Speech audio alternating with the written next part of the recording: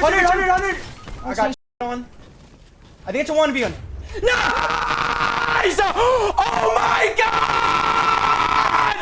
I'm throwing it back right now! Oh my god! Let's go! Let's go! Convert you ice! Baby 2K are no more! Yes! Yes!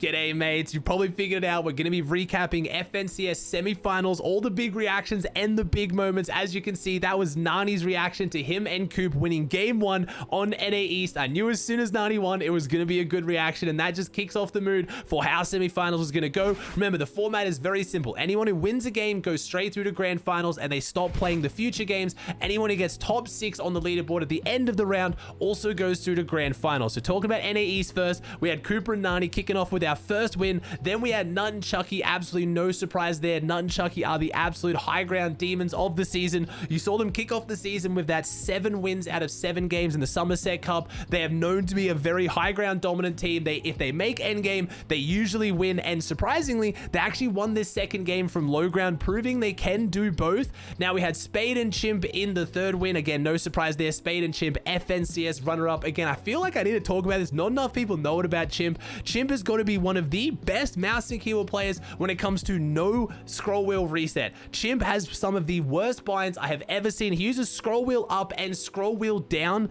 as build binds, which means he can't have scroll wheel reset. So for all the controller guys out there saying that scroll wheel reset carries mouse and keyboard players, not all of them. Spade and Chimp having a very good game. Then Skittles and Users, no surprise there. They will be dropping mid-map as they always have been. And then our 5th and final game, and this one was a bit more of a surprise, going to Neverfire and Crisp. They had a few good games before this, an 8th and a 14th place, but bringing it back with a big 8 elim win. Now, we very quickly had our first consistency place. We had Paper and Lawrence. Now, Paper and Lawrence were the most consistent team in all of the qualifiers who didn't get top 5, and then they made it through again in the first consistency spot. So coming into Grands, you got to think with a 12-game format, Paper and Lawrence are playing really, really well. We'll see if they can keep up that consistency going into finals. Then we had Threats and Macwood, Rokane and Dubs, Teo Pump, Muzz and Playify, and then Nix and Nick FN just making it through. There was a 5-point difference between 11th and 12th, but right at that top 11 was very, very close. All big names people expected to see go through into the finals. No major crazy upsets right there. Then jumping into Heat 2. Heat 2 was still incredibly stacked. Remember, EU and NA East, with the amount of pro teams they have, they're always going to stay very, very stacked, even until the last few heats. Heat 2, first game went to Aaron and Naves. Now, this is a very underrated team. Unless I'm mistaken, I believe Aaron and Naves are actually going to grand finals to get some of their first earnings. I think Aaron has like 450 earnings before this, so now going into grand finals, he is now looking to get more earnings than he has in his entire career just by coming last in grand finals. Not saying he's going to, but just guaranteed earnings. Aaron and Naves are probably the most underrated team to qualify through NA East nice and early. Blake and Vert were incredibly upset after that game 1. They were actually the runners-up. They came 2nd place in their first game, but they brought it back very quickly with a 7 elim win in game 2. Blake and Vert were contested through all of Heat 1 at a condo. They get uncondo, and they get a 2nd and 1st place in their first 2 games. Insane consistency.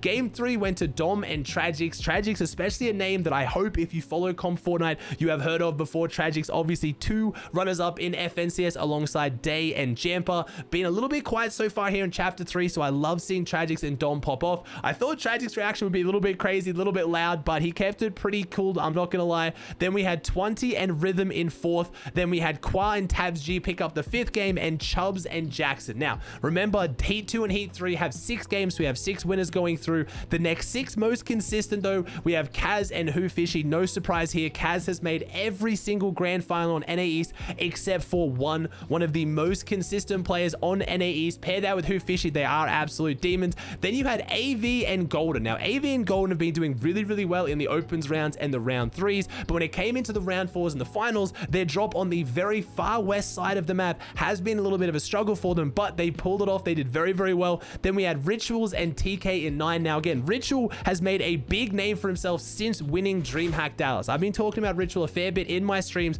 Going into DreamHack Dallas, I think he had like 2,500 earned. He then wins DreamHack Dallas, picks up TK, and they have been absolutely dominating straight through into grands for them. them. Cease and Day, another team like AV and Golden that's been doing really, really well in the qualifiers. But then when it comes to the final rounds and the set lobbies, has been struggling a little bit. This was a big shift up in their performance as well. And I think a lot of it did come down to Miro coaching them and helping them out, just showing how good of a coach Miro is. And I love ex-teammates Miro and Day, obviously one of the most legendary duos when it comes to playing, obviously with Reverse 2K as well. And I love seeing Miro go back to help Day with the coaching there. Then we had Shonye and Me Too, and then Costa and Zeus. Now again, Costa and Zeus, I feel like one of the more underrated picks for this grand finals. Costa obviously playing with Owl up until recently. A lot of people seeing how insane he was mechanically, how aggressive he was, but I don't really know much about Zeus, but I'm happy to find out and see how they're going to go coming into grands now. Then we had Simple and Okus missing out by 1 place, 2 eliminations. And remember, Okus and Simple have not played a single set lobby of FNCS this season.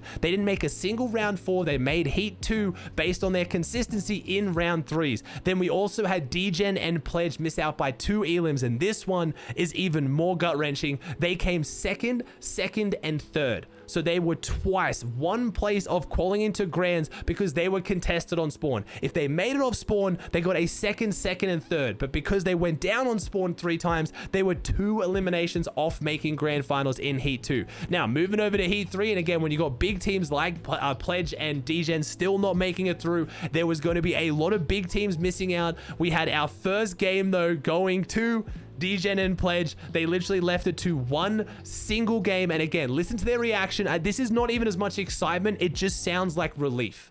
Is this all? Wait, don't worry about it yet, bro. Play still. I have 0 builds in my hands. 0 builds in my hands. I have 0 builds. I'm showing you. It's a 2v2v1.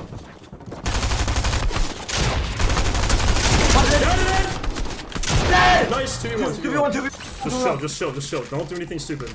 I have no builds. He's in our cone. He's trying to jump on us. He has no mats, I think. Jump me, slow me loads. I have 150 med. Okay. Just spray him out. Yeah, he already dropped. Drop. One bullet. Oh, man! Finally, man! It's so easy. I'm so good! You know, we had to save it until Heat 3. Holy. Until Heat 3. Oh my god! Let's go, bro. The reaction sums it up perfectly. It is just pure relief. There is excitement there as well, but super happy to see Degen and Pledge make it through. They definitely deserved it. Then game 2 went to Slacks and Clarity. Now, Slacks and Clarity has been one of the best teams so far this season. The fact that it took until Heat 3 was pretty crazy. Remember, this is one of our first major tournaments since the change of Storm Surge. Clarity and Slacks originally going logjam were having a very rough time of things. They weren't able to get their rotate, especially with most zones pulling south. They switched their drop spot up to go Reality Falls because Okus was no longer dropping there. It took them 2 games, uncontested Reality Falls, and they qualified. Then we had Glace and Elite come in the 3rd game. Remember, Glace and Elite had internet issues for the first few games of Heat 2, so they didn't even have all of Heat 2, and then they picked it up very early on in Heat 3. Super happy to see them make it through. Then we had Deroller and Knifer. Now, this is one of the smartest clutches I have seen in a while. I'll show you how Deroller won this game solo against 2 duos, and he did it with ease. Right. Try for him.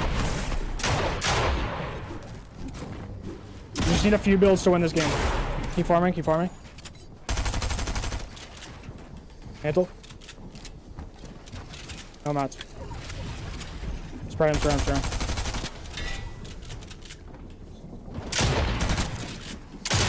Nice, get all the mats. It's one duo. Nice. You're out.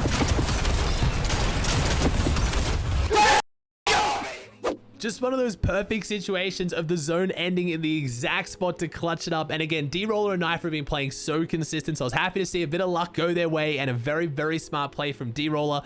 Then we had Fabled, Taco, and Chewy take out the 5th game, and I think this is going to be Chewy's first grand final, doing it out of Uncon Greasy. Very excited to see how they perform in finals. And then Shadow and Walkers. And I must say, Shadow is probably one of the most underrated fighters on NA East. They were going to easily qual off consistency points. I think they had like 160 or 150 or 40 game points going into the last game, and then they got a 10 elim win, so they honestly didn't even need the win, but might as well do it with style points. But them getting that win, taking that placement into the wins, leaving another placement lower on the leaderboard meant a lot for a very big team. So we had Bryce and Nossen come out in top in the most consistent team on day 3. Then we had Kicks and Sphinx, Mason and Npen, Nosh and Jack, Tahi and Bank, and then Pamstu and Fatch. The French Canadians are a very favorite team of mine that I've been talking about for a few seasons now. They have a pretty rough drop spot. They're dropping at the Lighthouse split on the far north of the map, and they are being contested. There was a lot of drama going around there, and when you're talking about South zones with the new Storm Surge and contested at a very big split on the far edge of the map, I'm super impressed to see that they ended up clutching up the qualification. Really, really proud to see them going through into grand finals. And again, that is the 35 teams for NA East. They're going to join the other teams that came top 5 in the first 3 qualifiers in grand finals. I will make a video in a little bit once we get a drop map and talk about all the teams in grand. So if you don't want to check and have to go and find out on Fortnite Tracker who made grands, I will have a full list for you soon. Now, I'm not going to run through every big name that didn't qualify, but some of the biggest ones was Scoped and Ocus. Now, Scoped had a very good reason. He made a tweet saying, "My flight for Saudi land is in 2 hours. Already was going to miss half of Heat 3. Flew to Virginia with Blake to play Heat 3 before our flight and was told I would be able to play on his PC even though he called for FNCS, and now I can't queue in." So let me break that down. So a lot of the pro players are getting flown out to Saudi Arabia for a big LAN event taking place in a few days. If you haven't heard about it, don't worry, you're not the only one. The advertising and marketing of this tournament has been crazy. There has been almost no word of it, but I will be watching it on my Twitch channel, twitch.tv/Aussie Antics. I might get a video out in the next few days of the details that we have, but again, it's really confusing on all the details. But a lot of the players are flying out, Scoped and Blake being one of them. Blake, lucky he qualified in Heat 2 because he wasn't going to be able to play Heat 3, but Scoped did have a game plan to at least play the first few games, and Epic somehow flagging the account and not letting him in. If you guys don't know what that is, to try to obviously catch people who are cheating or account sharing, Epic does have measures in place if 2 people play from the same PC or the same IP address, or the IP address moves and all of that. And it looks like, unfortunately, Scope does get flagged for this, and that's why he couldn't play and didn't qualify. Again, Ocus also, he didn't get flagged, but because Ocus had to fly out, he wasn't able to play Heat 2 at all. So despite missing out on Heat 2 by 1 place, couldn't play Heat 3, and that's why he doesn't qualify. It was unfortunate to see, but they are being flown out to play for $2 million, so sometimes sacrifices have to be made. Moving on over to EU, and I think it's perfectly fitting, like I did with Nani and Cooper showing their reaction to them winning game 1 on NA. Let me show the reaction of Refsgaard and Clown winning game 1 on EU. And remember, this is on the back of Refsgaard being solo since like first rotating zone. This was an insane clutch from Refsgaard. That's 200. 130. It's fine, take your time. You have purple pump, bro. You're on this kid. 60. You're so good, bro. You're so good. You're a best player. I swear to God. Let's go! I'm the best player, baby! We win those! We win those, baby! We f***ing win those! Oh, the Windows is so good! We win those! Wait, this is crazy! Windows, baby! I love Refsgaard's reaction to this one. He said on Twitter he always finds his reactions cringe, and I do love the meme that spawned of this, of the Windows clutch, where it sounds like he's saying window just because of his thick accent. Then we had Loki and Sanguild pick up game 2. Nebs and Marion pick up game 3. Now, Nebs and Marion have had a pretty interesting FNCS so far, dropping on that far southwest edge of the map right next to Noah and Rezon, and then being pinned up against Janice and Vidil at Greasy has just caused all kind of problems for all 3 of those teams at the moment. But all it took was Nebs and Marion winning and going through to then open things up for Vidil and Janice to win the next game and go through. And then the last team, Sign and Firehunter. So again, a few underrated picks, but also a lot of big favorites there coming out on top. Then the most consistent and I think most impressive performance of the day was actually Michael and Astro, who did it out of contested Bugle, 151 points, clearing out the second most consistent team by like almost 40 points. Really, really well played. Then we had Flowiz and Hellfire get the next most consistent spot, Belusi and Hydro, Krusty and Paco, Nefrizzi, Ilusha, and then Frey and Flixie. Now, 103 was really, really low. If you look at all the NAE semifinals and the other EU semifinals, 103 was very low. And I know I saw Frey and Flixie, both of them talking about getting lucky, but you got to remember Frey and Flixie also did get 6 during one of the qualifying weeks. So I feel like they earned a little bit of luck there. They got 6th place. If you guys remember my video, while they were triple contested at Synapse, they very much earned a free qualification on their way through. They did really, really, really well. Then we had Joe and Zandy, who missed out by 1 elimination with only 4 games played because Zandy managed to sleep in for game 1. If they played game 1 and got a single elimination, they would have qualified. This was the gut-wrenching storyline going into day 2, and pretty much everyone, or at least I was anyway, cheering on Joe and Zandy because I just really wanted to see them qualify after that. Again, it's Zandy's own fault. He made no excuse. He owned up to it, but when you've got that level of pressure on you, you need to qualify day 2. You can't leave it like that. Then, kicking off day 2, we had Marco and Klimberry pick up the first win. We had Destru and Skydu. Now, Destru, I haven't really seen too much before. Apparently, he's a demon French controller player coming off console, being one of the best console players in EU, now showing up on PC. Apparently his first season, or at least going to be his first grand finals on PC. I'm very, very excited to see how they perform. Then we have Fastroki and Kylie picking up the third win. Force and Shizo, again, Force being the Asia FNCS champ, now come to EU, playing in the EU grand finals. And game 5 went to Joe and Zandy. Now again, I'll show you their reaction, very, very similar to the reaction I showed you on NA for Degen and Pledge. It's more of a relief than what it is an excitement. Oh, sorry, no, wait. They didn't actually have their reaction. They didn't post it. They tweeted, "We have no reaction," because it just felt like relief and we should have already qualified, which, again, after sleeping through day 1, I do kind of understand that. Then our last game went to Yuzuri and Kidoa, who've been playing very, very well this season. It was great to see them clutch it up. And I know you're probably thinking, bro, I haven't seen Savage yet. Don't worry. Our most consistent team on day 2 was Hen and Mr. Savage. They played really, really well. Again, a lot of people thinking maybe what changed because Hen and Savage have been struggling a little bit this season. They did struggle on day 1. They were getting coached on day 2, so I don't know if they're going to be getting coached in the grand final as well. Mr. Savage actually even tweeted out that he had COVID. He has tested positive for COVID, which, as someone who recently had it, it is not fun trying to focus or do anything depending on how hard it hits you. But apparently it didn't hit Hen and Savage hard enough because Savage did absolutely dominate in this day 2. Then we had Noel Riley and Rezon, a team with a lot of expectation on them because, again, it's Noel Riley and Rezon, but like I discussed with Marion and Nebs and Janice and Vidil, they have been struggling in that southwest edge of the map because there's been a lot of teams around there. 2 other very, very good teams. They've been fighting a lot, trying to get grapple gloves, and it has been a bit of a grief fest, but now all 3 of them have made it through to grand finals when the other ones weren't in the way. But does that mean they're just going to go back to doing that in grand finals? We're going to have to see. Then we had JJ and Aware in 9th. Then we had DKS, Deceptos, Podesai, and Xweezy. So 2 of the big French teams back to back. So combine that with Destru and Skydune. It was a very, very good day for the French. Then we had Stormyride and Default, a team that I was very excited to see. Again, Stormyride having a very rough couple seasons, caught up in the war last season. That really did throw him off again after being an FNCS winner, but now showing up big with Default. Love to see that. Day 3 kicked off with a win with ADN and Hardfind. Then we had Kombek, and I believe it's Blaha's how you pronounce that one. Then we had Guden and Vaken, who I believe were actually streaming this. That was super exciting for them to see them pick that up. Hi Chris and Vortex, no surprise there. Vanyak and Kami, and then we had Wox and Roban. So very big names picking up all the wins, but that meant we had some really big teams who had to clutch it up on consistency, and we had Karma and Yapko take out the top spot. Pablo and Swag being so consistent all season. No surprise to see them go through to grands. Mixon and Arto, who I think were really consistent Heat 1. Heat 2 fell off a little bit and then really brought it back in the last half of Heat 3 with a 6th, 6th, and 8th place. Then we had Freemok and Faki, I believe it's Pahava, and then Hari. Again, my pronunciation of EU language, I'm so sorry. Then we had Vico and Jackson. Now, Vico and Jackson have qualified for the last 2 FNCS Grand Finals through semis, doing it here, 3rd season in a row by 2 points, just beating out Stompy and Zhu. Really unfortunate to see that they won't be making grand finals.